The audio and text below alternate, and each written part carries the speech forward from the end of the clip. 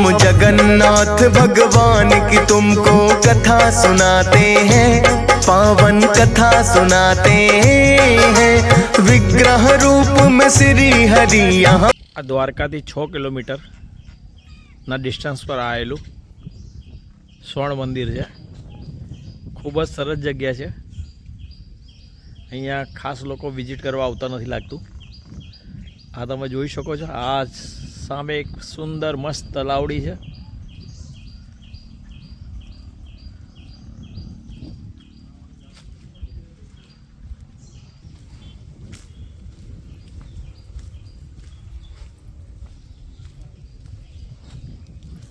આ જગ્યા કોઈએ જોઈ નહીં હોય। આ કમલના ફૂલ સરસ।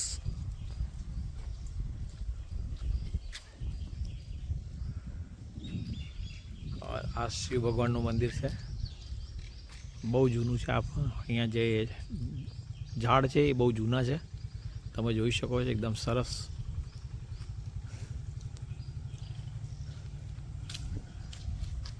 આ મંદિર તલાવની વચ્ચે વચ્ચે બનેલું છે।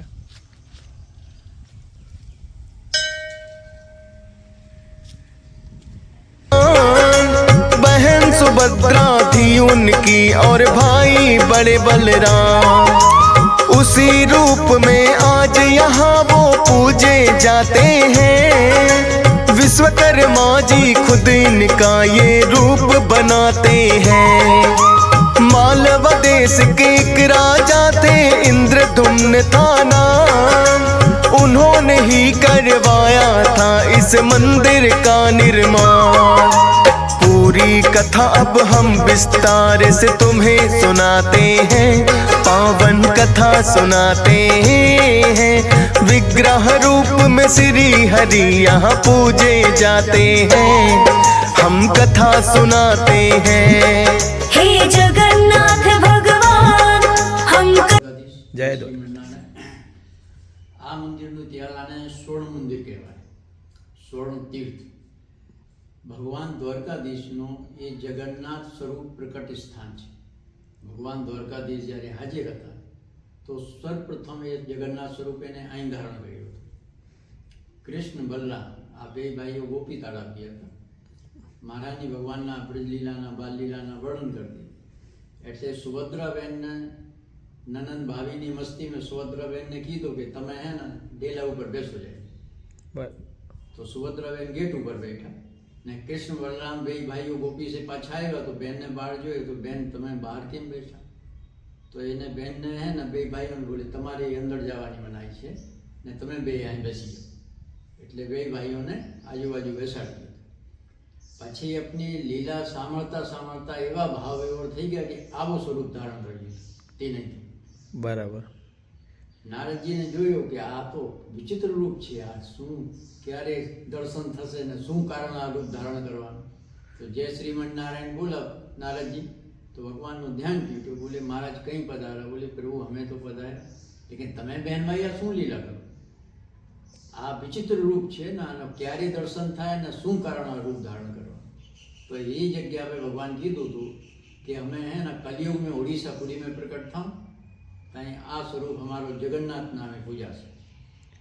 बराबर ने में बहन भाई कोई महारानी ना हो तो बिच्चे छे ये सुभद्रा बहन, कृष्ण बलराम છે स्वरूप जगन्नाथ। હા, સ્વરૂપ જગન્નાથપુરીનું। ने स्वर्ण तीर्थ नाम एटले पेड़ो कि यहाँ कर्ण ने सूर्य उपासना करी। कर्ण सूर्य पुत्र था। हाँ, सूर्यपुत्र था। तो कर्ण यहाँ सूर्य उपासना, यहाँ 125 किलो गोल्डना सोनाना सूर्यनारायण की मूर्ति है। बराबर। ये मूर्ति अपने सोमनाथ लुटानु एने पहले आ मंदिर लुटाई गयो। बराबर। तो ये मूर्ति मुगल लोगों लई गया, मंदिर ही तोड़ी गया, ये मंदिर ही नहीं आज।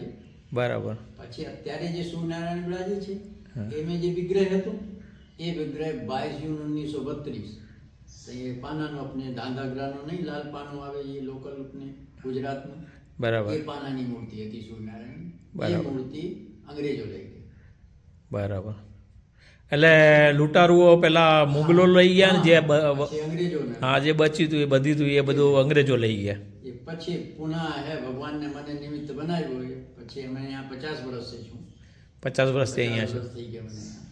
બરાબર. પછી અમે જીર્ણોદ્ધાર કરાવ્યો. અમે આવ્યા પછી ને અહીંયા કાંઈ ના હતું, બધો ખંડળ થઈ ગયો હતો. અમારા ગુરુ મહારાજજીની ઉંમર 140 વર્ષ હતી. બરાબર. એ ભારત પાકિસ્તાનના ભાગલા એને સામે થયા. બરાબર. એની જન્મભૂમિ કરાચીની હતી. બરાબર. તો બધું એને જોયું. અંગ્રેજોને એને સામે લૂંટ્યું. બરાબર. એટલે બધું જોઈએ ભગવાનને પછી બનાવ્યો. પછી ધીમે ધીમે જીર્ણોદ્ધાર કરી ને તાળામને છે એ સદાશિવ એ નવો છે. બસ સૂર્યનારાયણ ને જગન્નાથજી 2 મંદિર જૂના છે. 2 જૂના છે. એ तुम्हें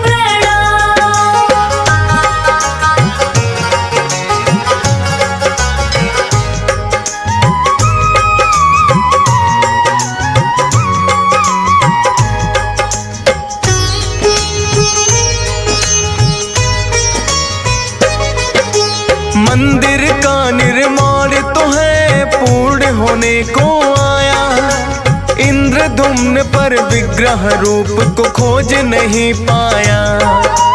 भेज दिए कुछ अपने सेवक नीला